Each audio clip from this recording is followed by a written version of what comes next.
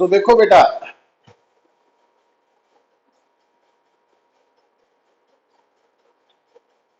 कल ਆਪਾਂ dot mute पे हो। एक मिनट थैंक यू बेटा। तो कल बेटा, हाँ थैंक यू बेटा। तो कल ना असी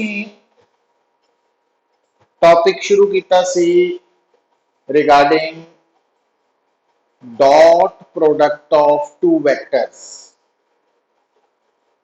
और ਉਹਦੇ ਵਿੱਚ बेटा एक ਤਾਂ ਅਸੀਂ ਇਹ ਦੇਖਿਆ ਸੀ ਕਿ dot product of two vectors ਨੂੰ ਕੈਲਕੂਲੇਟ ਕਰਨ ਦੇ ਲਈ ਹੈ ਨਾ, ਜਿੱਥੇ ਦੋ ਵੈਕਟਰਸ ਦਾ ਡਾਟ ਪ੍ਰੋਡਕਟ ਯੂਜ਼ ਹੋਏਗਾ ਉੱਥੇ dot product of two vectors ਦਾ ਆਨਸਰ ਨਿਕਾਲਣ ਲਈ ਇੱਕ ਆਪਸ਼ਨ ਤਾਂ ਸੀ AB cos theta. AB cos theta ਦਾ ਮੀਨਿੰਗ ਐਕਚੁਅਲੀ ਕੀ ਹੈ ਕਿ ਜਿਹੜੇ ਦੋ ਵੈਕਟਰਸ ਦਾ ਤੁਸੀਂ ਡਾਟ ਪ੍ਰੋਡਕਟ ਲੈ ਰਹੇ ਹੋ तो फर्स्ट वेक्टर का मैग्नीट्यूड, सैकेंड वेक्टर का मैग्नीट्यूड और दोनों च बनने वाले एंगल का कोसाइन तिनों मल्टीप्लाई कर दो। और दूसरा बेटा लास्ट पे असी देखा सी कि अगर थोड़े सामने दो vectors in terms of rectangular components given है, अगर दो vectors in terms of rectangular components given है तो फिर तुसी डॉट प्रोडक्ट कितना फाइंड आउट करना। फिर तुसी फर्स्ट वैक्टर का एक्स कंपोनेंट नू सैकेंड दे एक्स ना मल्टीप्लाई करना plus first they Y component नू सैकेंड दे वाई नाल प्लस जेड नू जेड दे नाल मल्टीप्लाई करके आंसर निकाल देना। हुण भी फिर बेटा इस पूरे टॉपिक के दौरान तुसी देखिया सी कि परपेंडिकुलर वैक्टर्स का डॉट प्रोडक्ट जीरो है ना, कंडीशन ऑफ ऑर्थोगोनैलिटी। हुण अगर आप उस गल नूं एक्सटेंड करिए, तुहानूं मैं दस्सिया सीगा कि अगर साडे कोल दो अननोन वैक्टर्स है और नॉन जीरो वैक्टर्स है, मतलब फर्स्ट वैक्टर भी नॉन जीरो है, सेकंड वैक्टर भी नॉन जीरो है और उन्हां दोनों का अगर डॉट प्रोडक्ट जीरो आ जाए तो इट मीन्स दोनों ऑर्थोगोनल वैक्टर्स है। तो अगर दो नॉन जीरो वैक्टर्स ऑर्थोगोनल, मतलब अगर दो नॉन जीरो वेक्टर्स का डॉट प्रोडक्ट जीरो होएगा तो वो ऑर्थोगोनल वेक्टर्स होंगे और अगर दो ऑर्थोगोनल वेक्टर्स है तो उनका डॉट प्रोडक्ट जीरो आएगा। तो ये कंडीशंस आप कल डिस्कस कर चुके हैं ना। हुण उसे पॉइंट को अगर आप एक्सटेंड करिए बेटा तो देखो कि अगर थोड़े सामने एक वेक्टर गिवन है A is equal to 5i cap minus 6j cap plus k cap, ये फर्स्ट वेक्टर है और तुसी देख रहे हैं कि first vector non zero vector है, क्योंकि नॉन जीरो वेक्टर कितना पता लग जाता है बेटा, कोई भी जेड़ा वेक्टर है ना अगर वो in terms of rectangular components given है, आई कैप जे कैप के कैप की फॉर्म च गिवन है, ता अगर ओदा एक भी रेक्टेंगुलर कंपोनेंट नॉन जीरो है तो वो नॉन जीरो वेक्टर होएगा। और दूसरा वेक्टर बेटा थानू गिवन है 3i cap plus 4j cap plus ak cap. हुण ये जिहड़ा सैकेंड वेक्टर है ना तो थानू दिता होया इहदे विच एक कंपोनेंट अननोन है ए, तो वो कह रहा कि if A and B are two orthogonal vectors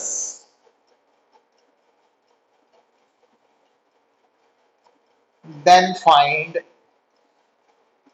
A। तो आ जड़ा अननोन है इनकी वैल्यू निकाल लो। तो कितना करोगे पुत्र तुसी, क्योंकि थानू दस्सिया गिवन है कि ऑर्थोगोनल वेक्टर्स है, इट मीन थानू पता वा कि दोनों का डॉट प्रोडक्ट जीरो है। तो क्यों, because A and B are orthogonal vectors, ते ऑर्थोगोनल वेक्टर्स का डॉट प्रोडक्ट जीरो है। हुण जदों थानू ये पता वा ऑर्थोगोनल वेक्टर्स है तो A डॉट B अगर जीरो है, हुण दोनों का डॉट प्रोडक्ट कितना लवांगे AX into BX plus AY into BY plus AZ into BZ is equal to 0। तो ए 15 है बेटा, ए 24 है माइनस, है ना, plus A is equal to 0 है, तो -9 plus A is equal to 0, तो ए इज इक्वल टू 9। तो थोड़ी अननोन दी वैल्यू आ गई। तो कोई मुश्किल काम नहीं है, बस याद की रखना बेटा कि डॉट प्रोडक्ट ਨੂੰ फाइंड आउट ਕਰਨ ਦੇ ਲਈ ਤੁਸੀਂ दो फार्मूलाज ਨੂੰ हमेशा माइंड 'ਚ रखना, एक ए बी cos थीटा वाली फॉर्म और दूसरी ए x B X plus A Y B Y plus A Z B Z वाली फॉर्म, है ना, ਉਹਦੇ ਨਾਲ ਕੰਮ ਈਜ਼ੀਲੀ ਹੋ ਜਾਏਗਾ। अच्छा, ਹੁਣ ਜਦੋਂ ਤੁਸੀਂ बेटा डॉट प्रोडक्ट की गल करते हैं तो dot product of two vectors के केस च बेटा हुण अगर आपां नूं कहिए, सानूं कोई पूछे कि फिजिक्स दे विच डॉट प्रोडक्ट यूज कित्थे हुंदा है ना, तो देखो फिजिक्स दे विच बड़े एक्सप्रैशनस आउणगे जिथे डॉट प्रोडक्ट इन्वॉल्व होएगा। उन्हां विचों मैं एक एग्जांपल तुहाडे सामने हाले लिख रहा, तो तुसी याद रखना वा ना कि हुण जिस तरह वर्क डन है, work done the basic definition है फोर्स और ए डिस्प्लेसमेंट का dot product.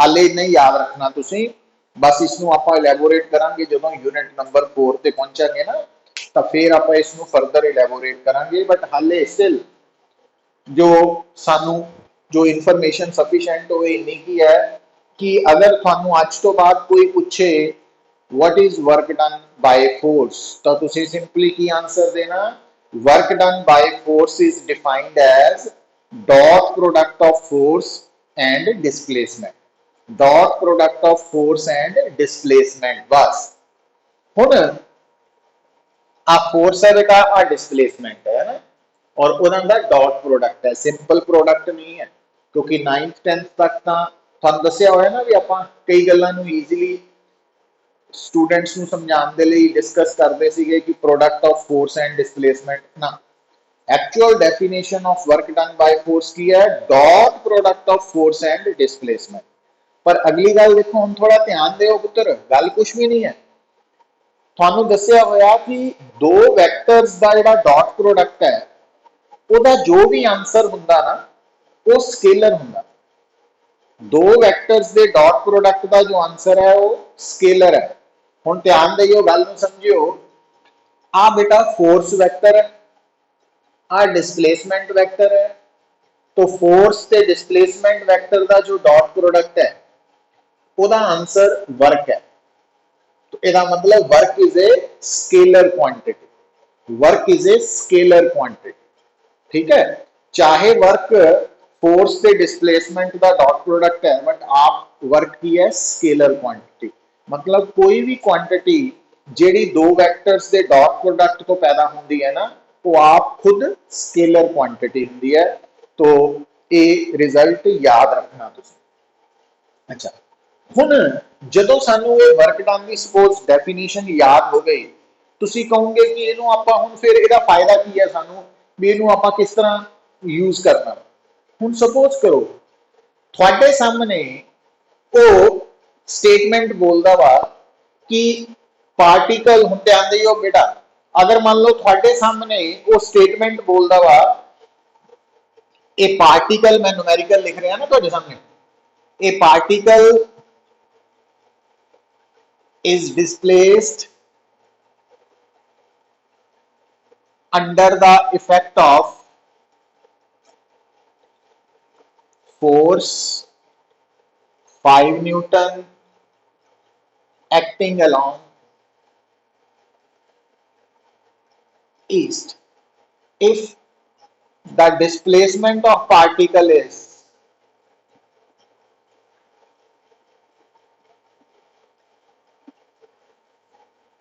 20 meter along west, calculate work done by the force। तो आ एक न्यूमेरिकल है, सिंपल न्यूमेरिकल। ਹੁਣ ਦੇਖੋ ਜਿਸ ਤਰ੍ਹਾਂ ਕਿ ਆਪਾਂ ਹਰ ਨੂਮੈਰੀਕਲ ਦੇ ਵਿੱਚ ਬੇਸਿਕਲੀ ਕੀ ਕਰਦੇ ਆ, ਜਦੋਂ ਅਸੀਂ ਸਟੇਟਮੈਂਟ ਨੂੰ ਬੇਟਾ ਰੀਡ ਕਰਦੇ ਆ, ਸਭ ਤੋਂ ਪਹਿਲਾਂ ਤਾਂ ਸਟੇਟਮੈਂਟ ਦੇ ਵਿੱਚ ਅਸੀਂ ਗਿਵਨ ਕੁਆਂਟੀਟੀਜ਼ ਨੂੰ ਨੋਟ ਕਰਦੇ ਆ।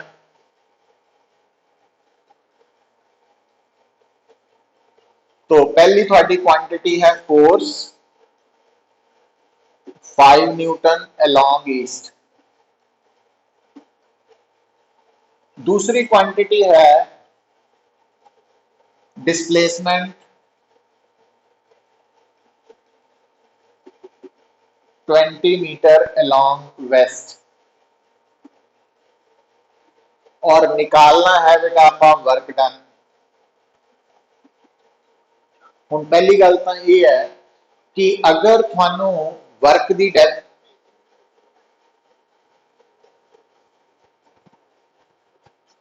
तो अगर थानू वर्क डन की बेटा डेफिनेशन याद है कि वर्क डन की डेफिनेशन तो dot product of force and displacement है, तो इट मीन्स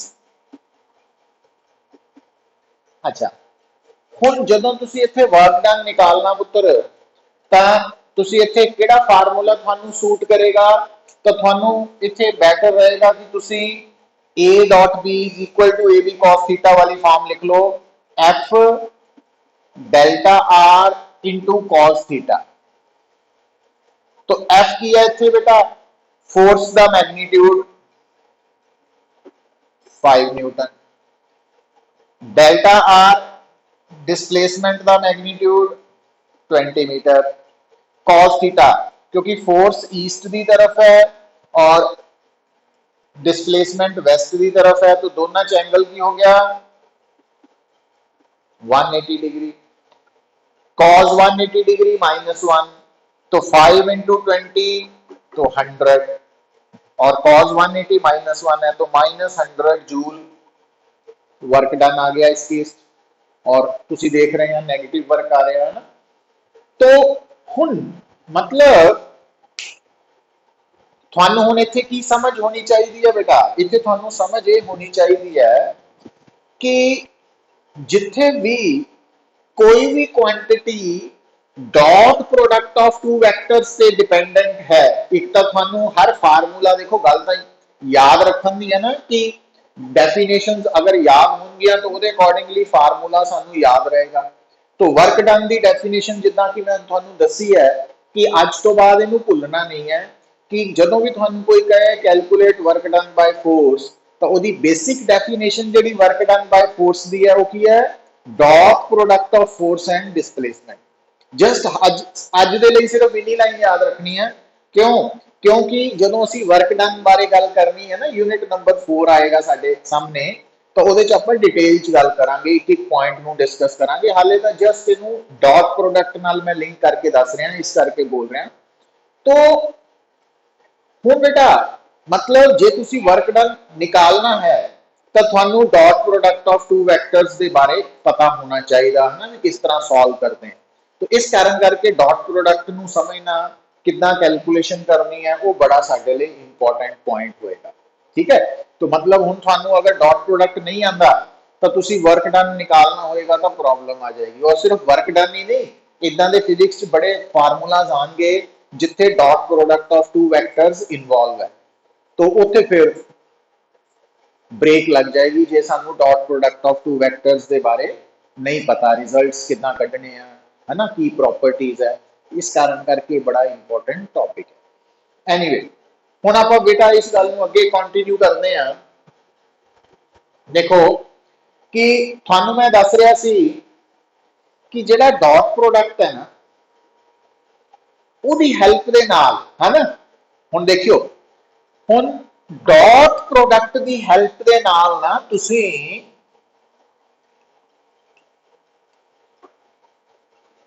दो वैक्टर्स के विच एंगल भी दस सकते हैं। किदां दस सकते हैं? हुण गल नूं ध्यान नाल समझियो पुत्र। हुण अगर थानू कोई कहे, ठीक है, अगर थानू कोई कहे मैं न्यूमेरिकल दी फॉर्म च ਹੁਣ फर्क समझियो। ਹੁਣ आ जो मैं न्यूमेरिकल लिखन लगा तो ये मैं कह रहा कि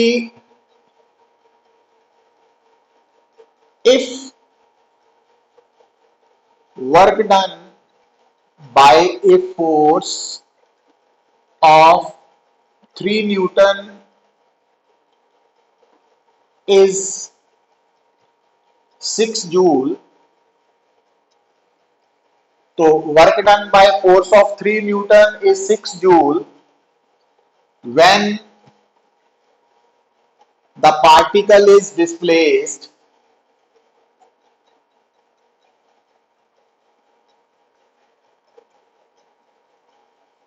through 10 मीटर। तो ਜਦੋਂ फोर्स लगाते ना बेटा पार्टिकल की डिस्प्लेसमेंट हुई है 10 मीटर तो वर्क डन 6 जूल है। Calculate angle between force and displacement. हुण जदों तुसीं angle between force and displacement निकालना थानू वर्क डन दिता तो वर्क डन का फार्मूला थोड़े सामने है F delta R cos theta. और एक गल होर सुन लो पुत्र, मतलब जदों असी डिस्प्लेसमेंट की गल करते हैं तो नॉर्मली 2D या 3D मोशन दे विच ना असी डिस्प्लेसमेंट का सिंबल डेल्टा आर वैक्टर लेने हैं, बट 1D दे विच असी उहनू SV ले लेने हैं। इस करके तुसी work is equal to F delta R cos theta की जगह इत्थे SV लिख सकते हैं पुत्र, है ना, वो कोई सिंबल ही है, मतलब इत्थे एस डिस्प्ले। हुण थानू वर्क गिवन है, फोर्स गिवन है, डिस्प्लेसमेंट गिवन है, तो तुसी एंगल निकाल सकते हैं।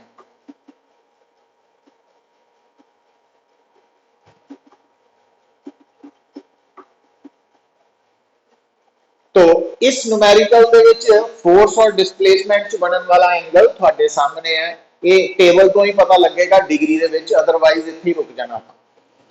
तो ये तो हो गया। हुण गल नूं ध्यान दिओ पुत्र, इस केस दे विच जिहड़ा वर्क डन है थोड़े सामने वर्क डन वो सानू दिता सी फोर्स का मैग्नीट्यूड डिस्प्लेसमेंट का मैग्नीट्यूड पता सी ते angle between work force and displacement निकालना सी, वो निकल आया है ना।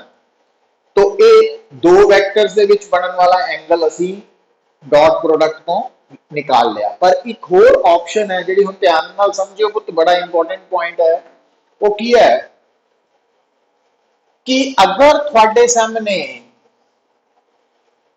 लिसन नेक्स्ट न्यूमेरिकल है, if vector A is equal to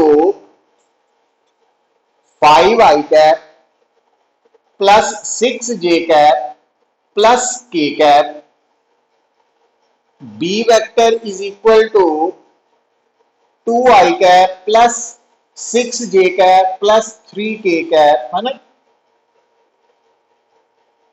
Find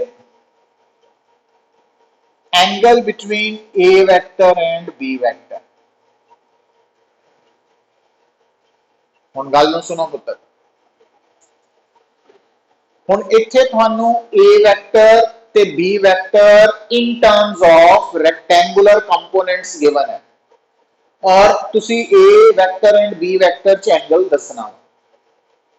हुण थोड़ा जिहा अगर कूल माइंडेड सोचिए, है ना, गल कुछ भी नहीं है। सानू दो वेक्टर्स गिवन है in terms of rectangular components और उन्हां च एंगल लभना। ता अगर बेटा मैं थोड़े सामने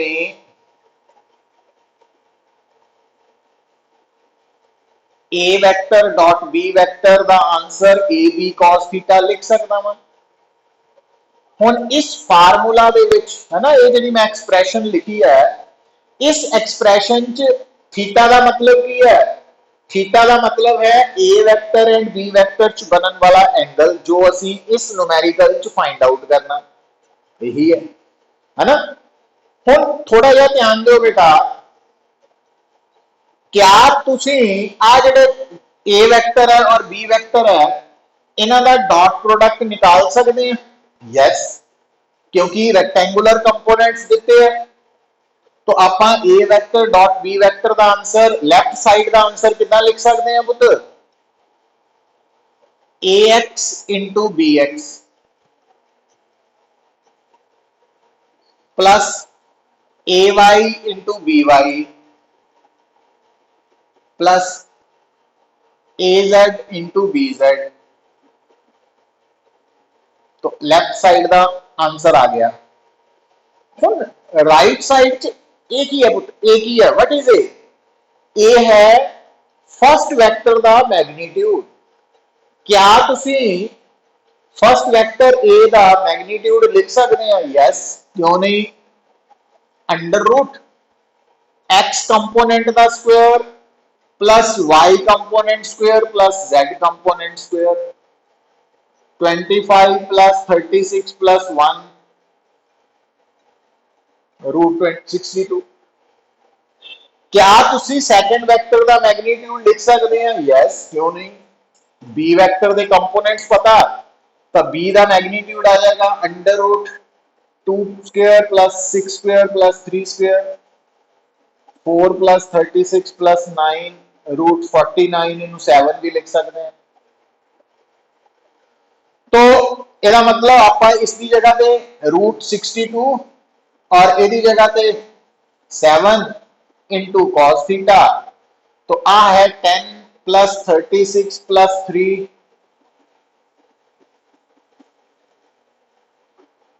तो ਹੁਣ ਇਹ बेटा कितना आ गया 49 और 7 root 62 is equal to cos theta. तो cos theta is equal to 7 by root 62, theta is equal to cos inverse।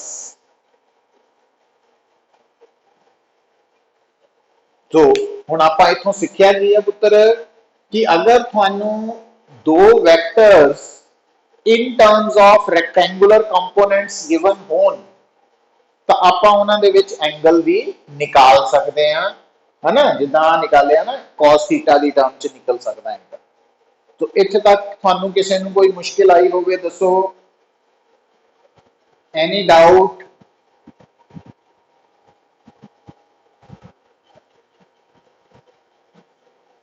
सब नू क्लियर है?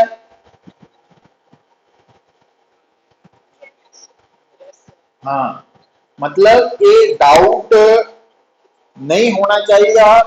प्लस ये सारा कुछ याद रखना पड़ेगा सानू। मैं बार बार एको ही गल कर रहा पुत्र कि ये देखने को बड़ा सौखे काम लग रहे हैं, बट इन्होंने मौके पर भुल जाना जो असी इन्हों बारे, तो उही प्रॉब्लम वड्डी बन जानी साडे लई। इस कारण करके हाँ, जो तुसीं ये रिजल्ट्स थोड़ी टिप्स से आने शुरू हो गए तो फिर तुसीं देखोगे कि कंपैरेटिवली काम बड़ा आसान होएगा। मुश्किल सिर्फ इसे गल च हुंदी है कि असी उस कंसैप्ट नू पहला याद रखना, फिर उस कंसैप्ट के नाल रिलेटेड फार्मूलाज नू याद रखना, प्लस वो कंसैप्ट किस कंडीशन के लिए एप्लीकेबल है वो कंडीशन भी याद रखनी है। तो ये 3 पॉइंट्स है जिस तो अगे थोड़ी जर्नी स्टार्ट होनी है, एक्चुअल जर्नी स्टार्ट होती है। ये 3 स्टैप्स है। तो इन्हों क्रॉस करने तो बाद ही आप सोच सकते हैं कि असी कित्थे तक जा पहुंचना वा ना। तो इन्हों तिना की इंपॉर्टेंस नू समझो। हुण बई ये जी मैं डिस्कशन, हाँ जी बोलो।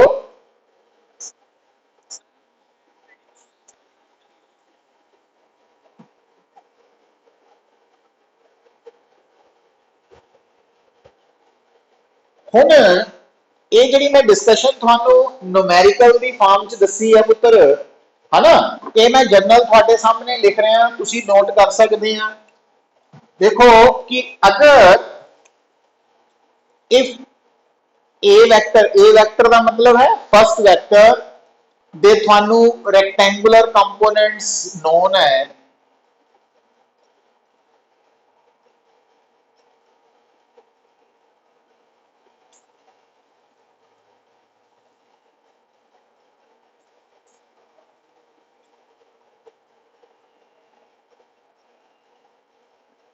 ए एंड बी वैक्टर है ना। तो ਆਪਾਂ ਕੀ ਲਿਖਣਾ ਸਭ ਤੋਂ ਪਹਿਲਾਂ a vector dot b vector is equal to ab cos theta ਪੁੱਤ। ਤੇ ਆਪਾਂ ਕਿਉਂਕਿ ਥੀਟਾ ਲੱਭਣਾ ਤਾਂ cos ਥੀਟਾ ਬਣ ਗਿਆ ਤੁਹਾਡਾ a vector dot b vector over ab। ਹੁਣ ਆ ਜਿਹੜਾ a ਵੈਕਟਰ ਹੈ और आ b ਵੈਕਟਰ है तो आ डॉट प्रोडक्ट है ना दोनों का। तो इन्हों दोनों का डॉट प्रोडक्ट बन जाएगा ए x B X plus A Y B Y plus A Z B Z. और आ की है फर्स्ट वैक्टर का मैग्नीट्यूड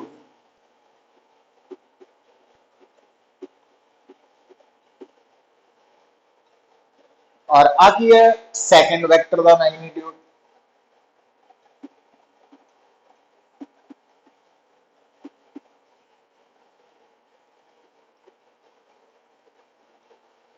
तो वो जो न्यूमेरिकल सी वो इन्हां स्टेप्स ਨੂੰ फॉलो करके कीता सी ना। न्यूमेरिकल्स ਨੂੰ समझना ਸਾਡੇ ਲਈ कंपैरेटिवली आसान ਹੁੰਦਾ ਵਾ इस करके मैं पहला दसदा अदरवाइज एक्सप्रैशन देख के डर लगन लग पैंदा पता नहीं की हो रहा। तो एक्चुअली कुछ भी गलत नहीं हो रहा है कोई डरन वाली गल नहीं होंगी है। एक्चुअली एक्सप्रैशन एक जनरल वे है किसी गल ਨੂੰ पुट करन दा ना। तो ਉਹਦੇ ਤੇ ਤੁਹਾਨੂੰ क्लैरिटी होनी चाहिए।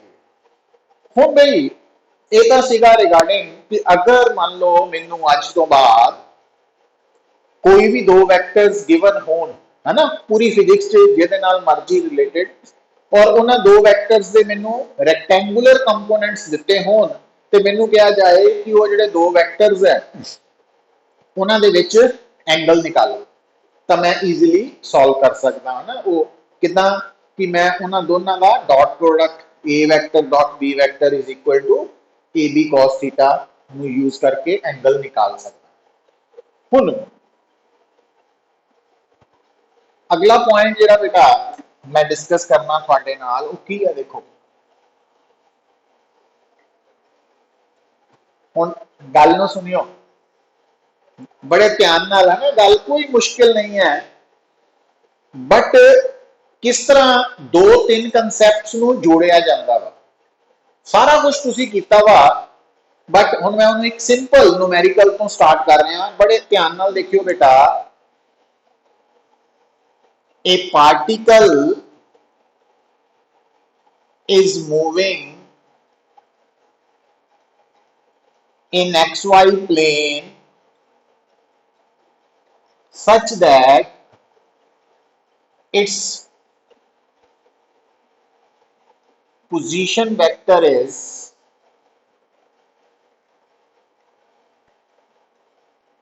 r is equal to देखिए पुत्र r is equal to 3t I cap plus 4t j cap।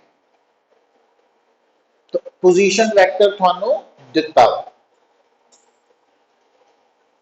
Find angle between position vector and its velocity at time 2 second. हुण गल नूं देखो हुण बेटा अगर थानू दो वैक्टर्स दिते होन और दोनों च एंगल निकालना होए तो थानू हुणी मैं दस के हटिया कि तुसीं a vector dot b vector is equal to A B cos theta वाला कंसैप्ट अप्लाई करना है ना। पर हुण इत्थे देखो हुण थानू इत्थे पोजीशन वेक्टर नजर आ रहा क्या दूसरा वेक्टर वेलोसिटी थानू गिवन है कि नहीं है।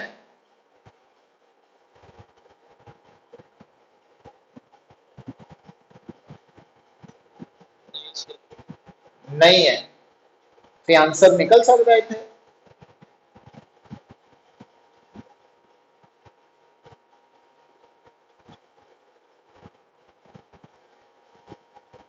हाँ हाँ बोलो बोलो शाबाश।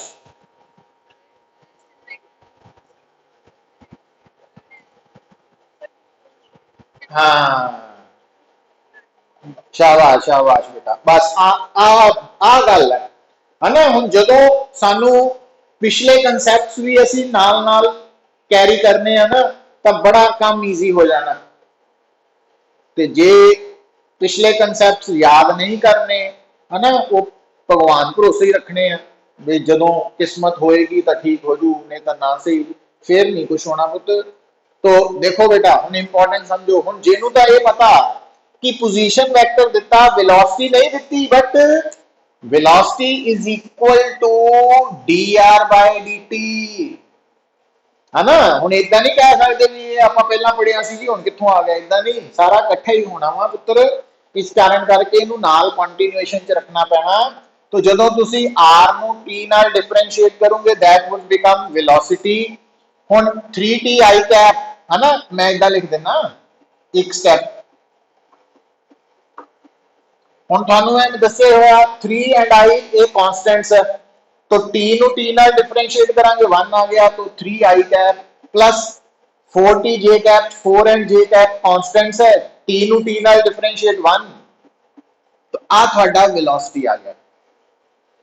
तो हुण वेलोसिटी v आ गया है ना। हुण वेलोसिटी और आर वेक्टर एंगल लभना, तो आप इसे फार्मूला पता कि लिखांगे, R dot V is equal to R V cos theta. तो कॉस थीटा की बन जू पुत,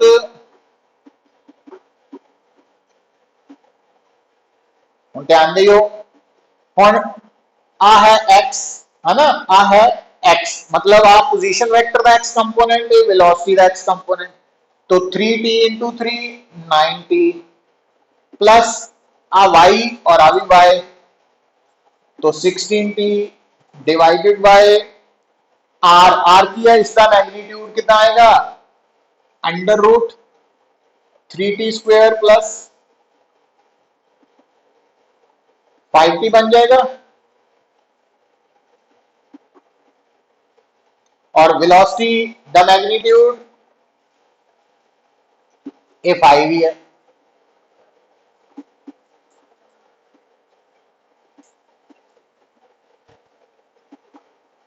तो 25t और 25t है ना,